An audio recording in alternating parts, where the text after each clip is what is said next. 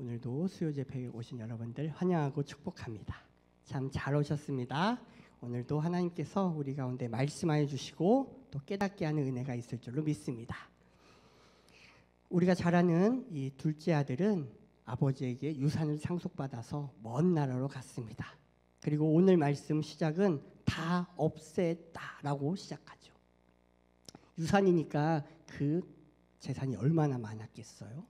그저 잠깐 얼마 금액을 띄워준 게 아니라 자기의 몫을 받아서 갔습니다. 그래서 거기서 어떻게 사용했냐고 하면 13절에는 허랑방탕하여 그 재산을 낭비했다라고 기록되어 있어요. 그러니까 얼마나 신났겠어요. 막 돈을 쓰고 사람들한테 많이 사주기도 하고 그랬을 거예요. 그렇게 허랑방탕하게 또 유흥을 즐기고 그러니까 재산이 줄어들더니 결국 다 없애버렸죠. 그 많던 재산 다 잃어버리게 된 거예요. 그 재산이 사실 왜 이런 말, 우리나라 말에 이런 말이 있죠. 부자는 망해도 3대는 간다. 뭐 이런 말이 있어요. 그죠? 재산이 얼마나 많으면 그러겠어요. 저는 잘 이렇게 감이 안 오는데 그런 말이 있어요. 뭐 그렇게 이야기가 되는데 이 아들은 정말 허랑방탕하게 썼기 때문에 다 없애버렸어요. 없애도 만약에 그 나라에 흉년이 아닌 풍년이 들었다라면 그래도 어떻게 살 수 있었을 거예요. 그죠? 우리가 생각하기에 개인이 망해도 나라가 풍년이면 근근히 살아갈 수 있잖아요. 오늘날에도 보면 뭐 좀 여러 가지 경제적으로 어려운 사람들을 나라에서 여러 가지 복지 정책으로 이제 최소한의 것들을 지원해 주기도 해요. 그러니까 나라가 부자면 여러 도움을 받을 수도 있었겠죠. 그런데 그가 개인적으로도 그 많은 재산을 다 써버리고 다 없애버리고 그리고는 나라마저도 흉년이 들었어요. 사실 그 나라는 이 둘째 아들이 생각하기에 이럴 일이 없는 나라였거든요. 정말 자신이 가진 모든 것을 가지고 자유를 누리고 만족을 줄 나라. 자신의 이상이 이제 충족시켜줄 그런 나라였어요. 그런데 그 나라마저도 흉년이 들었다고요. 엎친 데 덮친 격이죠. 개인만 망한 것이 아니라 나라도 망하기 일보 직전이고요. 또 그걸로 말미암아 설상가상인 거예요. 그것도 그냥 흉년이 들었다라고 이야기하지 않고 크게 흉년이 들었대요. 크게. 그러니까 더 이상 뭐 어디 뭐 기대할 바가 없는 바죠. 그가 재산이 많았을 때, 돈이 많았을 때는 아마 많은 사람들이 그 주변에 있었을 거예요. 그렇지만 재산도 다 떨어지고, 뭐 나라가 경제가 좋고 풍년일 때는 뭐 나라가 도와주든지 아니면 또 다른 사람들이 도와줄 수도 있었겠지만 그 크게 흉년이 드니까 나라도 못 도와주고 주변 사람들도 자기도 어려우니까 도와주지 못했겠죠. 그렇게 되자 그는 이제 방법을 찾아야 됐어요. 더 이상 돈 쓰는 것에 그치는 것이 아니라 이제 자기가 먹고 살 방법을 찾아야 됐죠. 그래서 성경은 비로소 궁핍한지라라고 이야기해요. 그가 가진 것들이 얼마나 대단했냐면 자신도 망하고 나라도 거의 크게 흉년이 들어야 비로소 궁핍해질 상황이 될 정도로. 그러니까 모든 자신이 의지했던 것들이 다 끊어져 버린 그 상황이 되었던 거죠. 그러자 그가 그 나라 백성 중 한 사람에게 붙여 살았다라고 이야기해요. 몸을 의탁하면서 지낸 거죠. 뭐 자기가 뭐 거하던 곳도 팔았겠죠, 그죠? 당장 먹고 살 게 없으니까 그것도 현금화해서 양식으로 삼았는데 그것도 다 떨어졌을 거예요. 그러니까 어디 집에 가서 내가 일을 시켜주면 내가 일하면서 먹고 살게끔 해달라고 했을 거고요. 그래서 그곳에 갔어요. 그런데 그것이 사실 유대인의 입장에서는 굉장히 모욕적인 일이었거든요. 돈을 쓸 때는 그럭저럭 괜찮지만 지금 이방인에게 자신의 처지를 맡기는 거잖아요. 유대인들은 이방인을 사람 취급 안 했던 민족이었단 말이에요. 그런데 그들에게 고개를 숙이고 허리를 굽히고 굽신굽신하면서 자신의 생명을 연명해야 되는 그런 처지에 됐죠. 그런데 그 나라 백성 중 한 사람이 그 둘째 아들을 들로 보내서 양을 치게 했으면 얼마나 좋았을까요? 돼지를 치게 했대요. 돼지는 우리나라 사람들은 돼지를 좋아하고 잘 먹어요. 그런데 이스라엘 사람들은 돼지는 부정한 짐승으로 여겼고 돼지를 먹지도 않았고 당연히 먹지도 않으니까 돼지를 치지도 않았죠. 그래서 성경에 보면 돼지를 쳐있는 그런 것들 나오는 것 다 이방 지역이었어요. 예수님의 이야기에서도 그런 부분 나오잖아요. 그것이 유대인 지역이 아니라 이방 지역이었다고요. 그런데 그 부정한 짐승, 돼지를 또 쳐야 되는 일이 일어난 거죠. 얼마나 마음이 어려웠을까요? 그죠? 나름 큰 계획을 돈 쓸 계획이었지만 즐길 계획이었지만 마음 먹고 먼 나라에 와서 잠깐은 그게 얼마나의 시간이었는지는 우리는 알 수 없지만 잘 살았고 행복하게 즐겁게 마음껏 살았는데 이제 그 처지가 참으로 딱하게 되었어요. 그 부정한 동물인 돼지, 그 동물을 치는 것만 해도 굉장히 수치스러운데 이제 먹을 게 없어서 그 부정한 동물 돼지가 먹는 쥐염 열매를 먹고자 했다고 이야기해요. 그걸 먹어서 배를 좀 채우려고 했던 거죠. 그런데 성경이 뭐라고 이야기하죠? 배를 채우고자 하되 주는 자가 없는지라. 그것마저도 아니 동물의 사료조차 못 먹는 상황이 된 거예요. 참. 예수님께서 비유로 말씀하시는 것들은 인간이 경험할 수 있는 최 밑바닥을 지금 이야기하고 계시는 거예요. 돼지의 열매도 주는 이가 없는 것은 바로 인간 취급받지 못하는 상황을 이야기하죠. 그가 돈이 있을 때는 사람들이 떠받들었을 거예요. VIP라고 VVVIP라고 막 추켜 세웠을 거예요. 하지만 그가 가진 것이 없게 되고 또 경제 상황도 안 좋아지고 그러자 사람들이 한 명 한 명 떠날 뿐만 아니라 유대인으로서 가장 치욕스럽게 생각하는 부정한 동물인 돼지를 칠 뿐만 아니라 그가 돼지가 먹는 쥐염 열매도 못 먹는 상황, 그런 상황이 된 거죠. 이렇게 인간 취급도 받지 못하는 둘째 아들, 아마 처절한 상실감에 사로잡혔을 거예요. 왜냐하면 그가 가진 것이 많았기 때문에 더욱 느꼈겠죠. 아마 이 둘째 아들이 태어날 때부터 계속해서 지지리도 가난한 사람이었다면 어쩌면 처절한 상실감까지는 아니었는지도 모르요. 늘 그는 가난했으니까. 그러나 그가 아버지의 아들로서 풍족하게 살았을 뿐만 아니라 그 유산까지 땡겨와서 신나게 살았기 때문에 자신이 그 돈으로 모든 것을 할 수 있고 모든 향락을 누렸기 때문에 처절한 상실감을 경험하게 됐을 거예요. 게다가 완전한 소외감도 경험했겠죠. 그 주변에 사람이 얼마나 많았겠어요. 그죠? 돈 쓸 일 없으니까 마음껏 놀 수 있고 또 먹을 수 있으니까 주변에 사람이 많았겠지만 이제는 그 누구도 그를 반기지 않았고 그를 피하며 살기 바빴을 거예요. 모든 관계가 끊어지고 쥐염 열매조차 주는 이가 없는 그런 완전 소외감 가운데 빠져 있게 되죠. 사람이 존엄성이라는 게 있단 말이에요. 근데 그 존엄성에 상처를 입게 되면 그때 사람이 완전히 무너져 버리죠. 사실 돈이 없는 거는 몹시 힘들고 어렵지만 어떻게든 해결하려고 노력을 하게 돼요. 그런데 인간으로서의 존엄성이 땅바닥에 처박혔다고 생각하고 그것을 누군가 짓밟고 내가 아무것도 아닌 존재라고 느껴질 경우 처절한 상실감과 완전한 소외감 가운데 빠져있게 되면 극단적인 생각을 하게 되죠. 오늘 그래서 이 둘째 아들이 이렇게 이야기해요. 나는 여기서 줄여 죽는구나. 굶어 죽겠다라는 거죠. 그리고 결국 이것이 심해지면 결국 사느냐 죽느냐 그것이 문제로다 라는 지경까지 가게 되는 거예요. 죽느냐 사느냐 지금 이게 문제가 되는 거죠. 자칫 잘못하게 되면 나쁜 선택을 할 수 있게 되는 거죠. 이렇게 살아서 무엇하는가. 그리고 나아질 기미가 없죠. 왜요?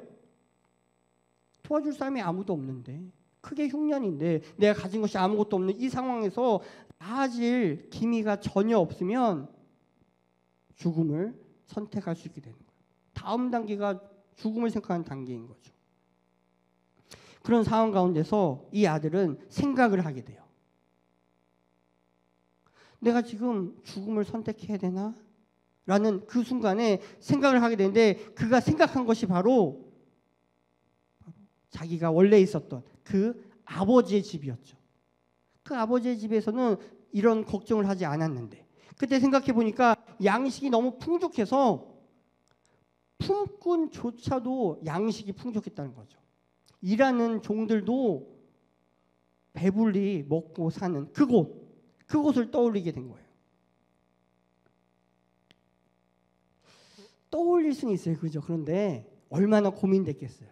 여러분이 만약에 그 둘째 아들의 입장이라면 어떻겠어요? 아, 그곳에만 가면 내가 살 수 있을 것 같은데 아버지 볼 면목이 없잖아요. 그죠? 그가 그 먼 나라로 떠나왔을 때는 아버지의 관계를 끝장내도 좋다라고 생각하고, 아니 끝내고 왔단 말이죠. 근데 어떻게 돌아가겠어요? 뭐 다른 여러 가지 잘못을 하고는 뭐 아버지 잘못했습니다라고 갈 수가 있겠는데 이것만큼은 도저히 할 수 없겠다는 거예요. 그래서 이 둘째 아들이 뭐라고 이야기하냐면, 내가 하늘과 아버지께 죄를 지었다라고 이야기해야지라고 생각하는 것은 바로 내가 아버지께도 죄를 지었고 하나님께도 죄를 지었다는 거예요. 무슨 얘기예요? 성경에 내 부모를 공경하라고 돼 있잖아요. 그죠? 10계명이 있는데 그걸 어긴 거란 말이죠. 공경은커녕 아버지에게 참으로 큰 잘못을 했으니까. 유산을 달라는 것은 다른 말로 아버지 저를 왜 죽어주세요라는 말과 다름없었으니까. 하나님과 아버지께 큰 죄를 지어서 더 이상 어찌할 수 없는 그 상황 가운데 이 아들이 있는 거예요. 과연 나는 이곳에서 이대로 주저앉아 굶어 죽을 것인가? 아니면 살기 위해 아버지 집을 갈 것인가? 사느냐 죽느냐 그것이 문제로다 라는 이 상황 가운데서 아들에게 한 가지 생각이 있었는데, 그것은 바로 그럼에도 불구하고 자신은 아버지의 아들이라는 생각이에요. 그러니까 이 둘째 아들은 자신이 아버지의 아들임을 여전히 인식하고 있었어요. 관계는 끝장내고 왔을지언정 그럼에도 자신은 아버지의 아들이라는 거죠. 그래서 17절을 보면 이렇게 이야기해요. 이에 스스로 돌이켜 이르되 내 아버지에게는 점점점, 내 아버지라고 이야기하죠. 여전히 나에게는 아버지가 있으며 그러하기에 나는 아버지의 아들이라고요. 분명한 자기가 누구인지를 알았기 때문에 이 아들은 아버지께 갈 생각을 하게 된 거죠.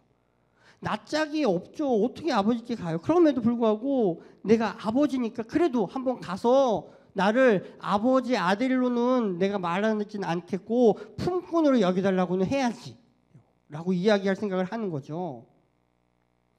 중요한 것은 자기 정체성이에요. 나는 하나님의 자녀다. 나는 하나님의 아들이다. 나는 하나님의 딸이다. 라는 이 생각이 중요한 거죠. 우리도 살아가다 보면 이 둘째 아들과 같은 상황을 겪을 수가 있어요. 그죠?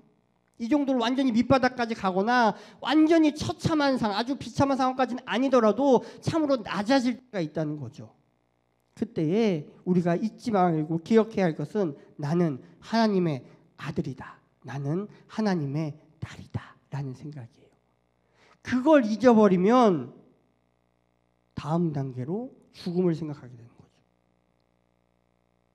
자기 정체성뿐만 아니라 신앙 정체성이 분명해요. 나는 삼위일체 하나님을 믿는 신앙인이다.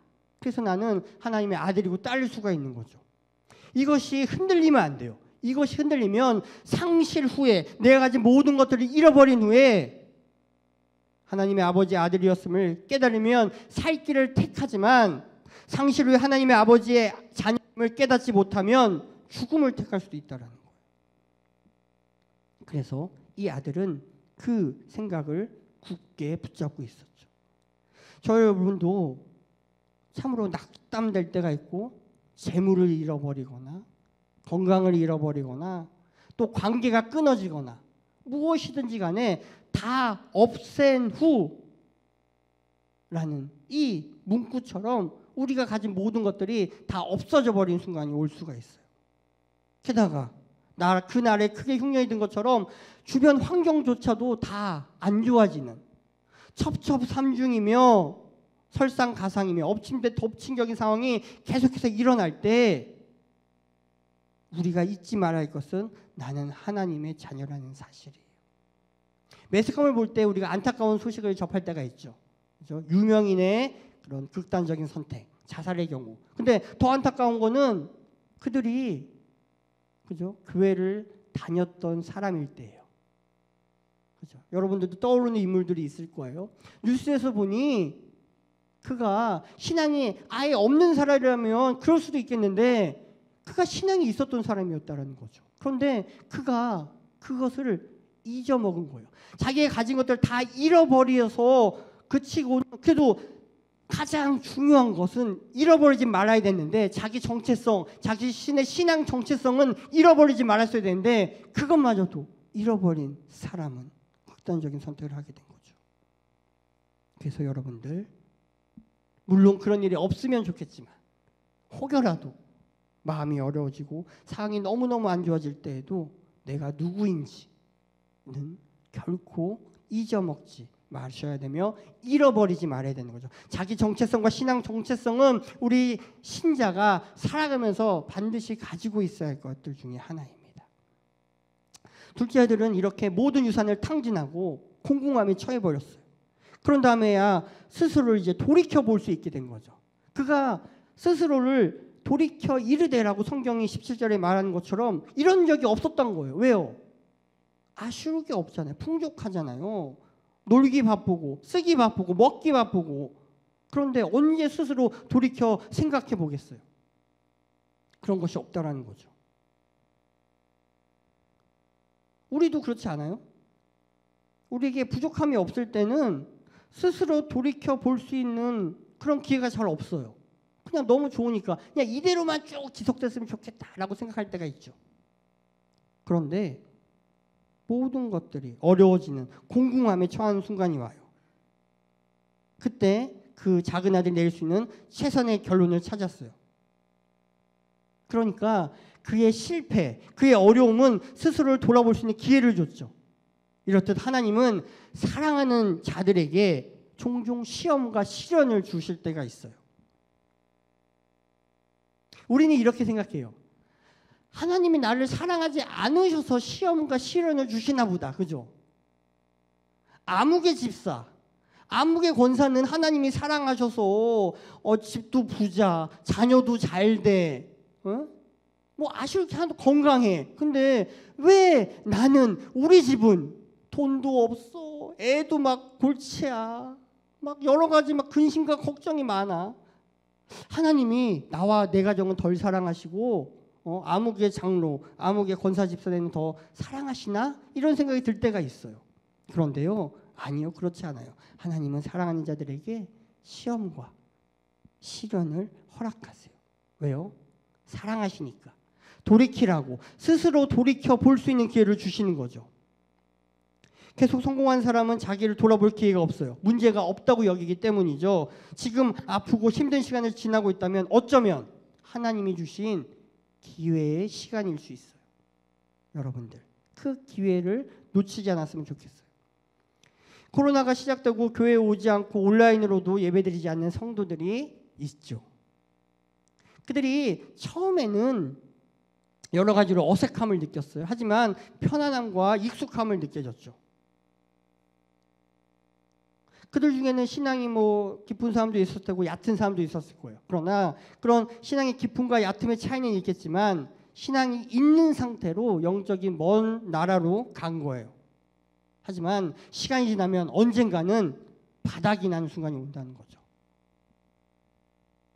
다 없어지는 순간이 온다는 거예요.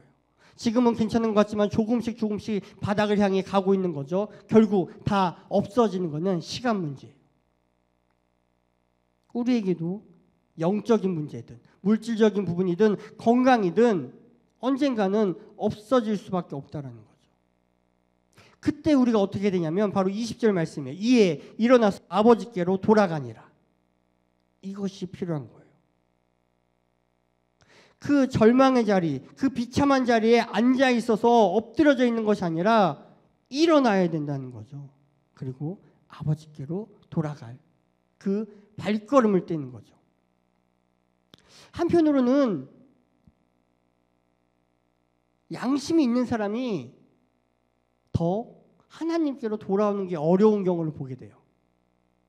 주변에 혹시 이런 분들 보신 적 있으십니까?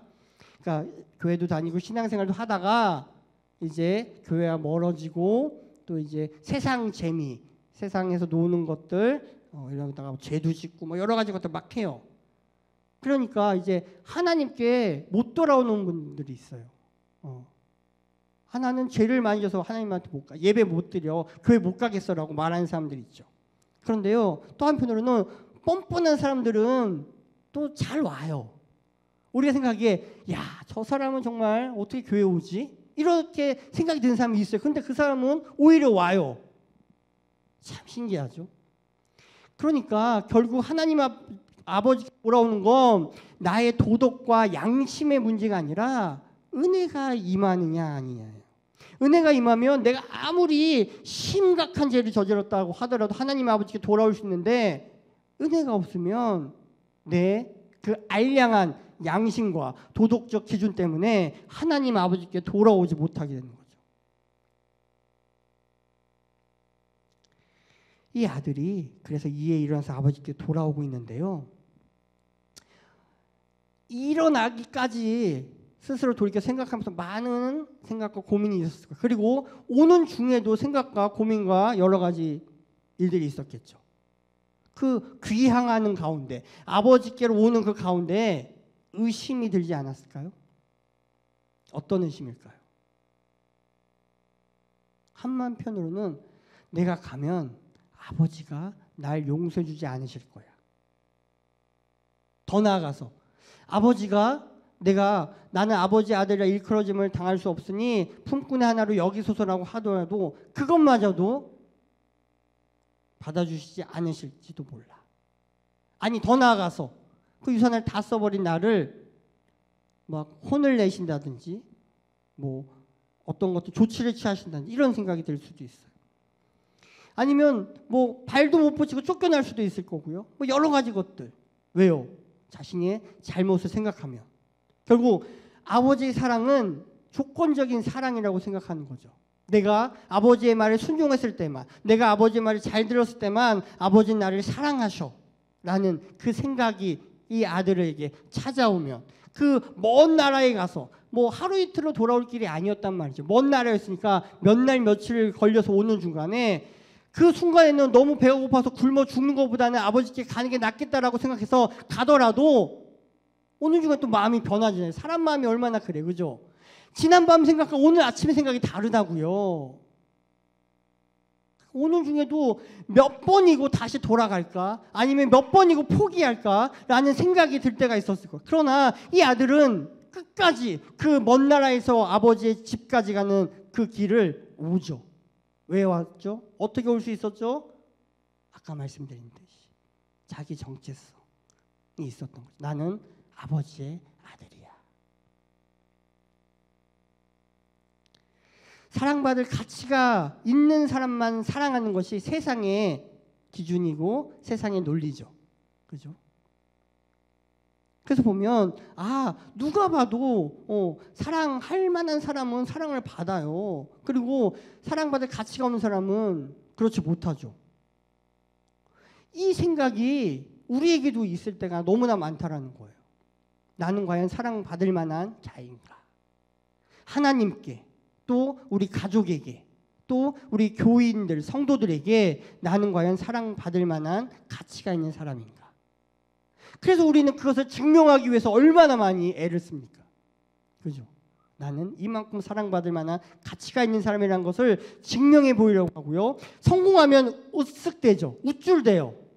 나 이만큼 잘하는 사람이야. 나 이만큼 사랑받을 만한 자격이 있는 사람이야. 그리고 그렇지 못하고 실패할 경우에는 위축되고 의기소침해하고 그곳을 떠나려고 할 때가 있다는 거죠. 이러한 생각을 주는 거는 마귀가 주는 생각이에요. 이 생각은 그래서 저와 여러분에게만 들려지는 것이 아니라 우리 예수님께도 들려졌죠. 우리 예수님이 세례 받으실 때 성령이 임하시고 그 다음에 광야로 가셨어요. 그리고 거기서 마귀에게 사단에게 시험을 당하시죠. 그때에 그러니까 바로 이런 거예요. 증명해 봐라라는 거예요. 배고픈 40일을 금식하신 예수님께 마귀가 이렇게 하죠. 이 하나님의 아들이어든 명화의 돌들로 떡덩이가 되게 하라. 증명해 보이라는 거예요. 그리고 또 거룩한 성으로 데려다가 성전 꼭대기에 세우고 뛰어내려라. 그러면 천사들이 와서 수종 들면서 땅에 부딪히지 않게 하겠다. 더 가서 또 이제 세상 천하를 다 보여주면서 영광을 보여주면서 나에게 마귀에게 엎드려 절하면 모든 것을 주겠다라고요. 그러면서 유혹하고요. 계속해서 하나님의 사랑을 의심하게 하는 거죠. 이제 막 공생애를 시작하는 예수님에게 네가 정말 하나님의 아들이냐?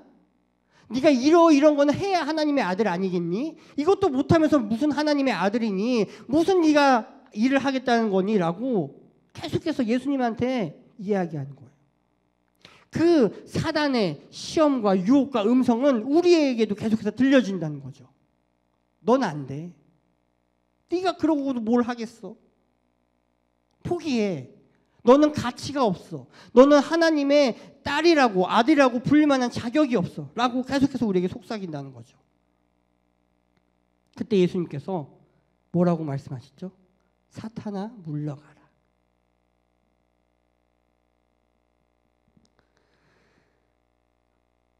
하나님의 말씀으로 살 것이니라 라고 말씀하시죠. 우리에게도 필요한 것이 바로 그런 거예요. 하나님의 말씀으로 사단이 우리에게 주는 생각을 물리쳐야 돼요. 그때 우리가 아버지께 돌아갈 수 있는 거죠. 우리가 잘못을 저지르고 죄의 유혹에 빠지더라도 다시 돌아갈 수 있는 건 우리가 사랑받을 만한 가치를 증명할 때가 아니라 우리가 하나님의 아들임을 딸임을 믿을 때, 내 신앙의 정체성이 분명할 때 우리가 아버지께로 돌아갈 수 있게 된 거예요. 스스로 돌이킨 문제아를 기다리고 있었던 것은 처벌이 아니라 환대와 온전한 회복이었어요. 아직도 거리가 먼데 아버지가 그를 보고 측은히 여겨 달려가 목을 안고 입을 맞추니, 목을 안고 입을 맞춘다는 건 즉각적인 용서예요. 뭐라고 이 둘째 아들이 말하기도 전에 이 아버지는 용서하려고 마음을 먹었고 이미 보고 있었고 그 모든 것들을 실행에 옮기셨죠. 사실 둘째 아들이 한 것이라곤 후회하고 회개밖에 없어요. 그런데 그것만으로 충분했다는 거죠. 상식적으로는 납득이 되지 않는 상황이었지만 아버지의 사랑은 이 모든 것을 덮어버렸어요. 아들의 모든 허물, 죄를 덮어버렸죠. 저와 여러분 역시 상식적으로 납득이 되지 않는 엄청난 사랑을 받은 사람들이잖아요. 엄청난 용서를 받은 사람들이에요. 우리의 죄와 허물을 생각한다면 우리는 우리가 회개한 것만 용서받을 수 없어요. 그런데 하나님 아버지 사랑이 이런 사랑이기에 우리는 이 모든 것들을 용서받고 영접받을 수가 있게 되었죠. 이 아들, 내 삶이 사실 우리의 삶과 너무나 비슷한 것 같아요. 둘째 아들의 삶은 바로 잃어버린 인생이었고 우리 또한 잃어버린 인생이죠. 그 잃어버린 인생을 좌절하고 낙담하고만 거치는 것이 아니라 바로 하나님 아버지께 돌아갈 때에 회복이 있을 줄 믿습니다. 오늘 이 밤에 계속해서 기도할 때에 우리의 잃어버린 인생임을, 하지만 결코 잃어버리지 않은 것이 있는데 그것이 바로 내가 하나님의 아들이며 내가 하나님의 딸이라는 것, 그거 하나로 하나님 아버지께 나아가는 저와 여러분 되기를 바랍니다. 그래서 사느냐 죽느냐의 그 기로에서 아버지께 돌아가는 것을 선택하는 여러분이 되시길 바랍니다. 그 위험한 순간, 자칫 잘못하면 그 감정으로 말미암아 나쁜 선택을 할 수 있는 그 순간에 오늘 이 말씀을 기억하시고 내가 무엇을 잃어버렸든지 간에 나는 하나님의 자녀임을 기억하고 아버지께 돌아가는 은혜가 있기를 바랍니다.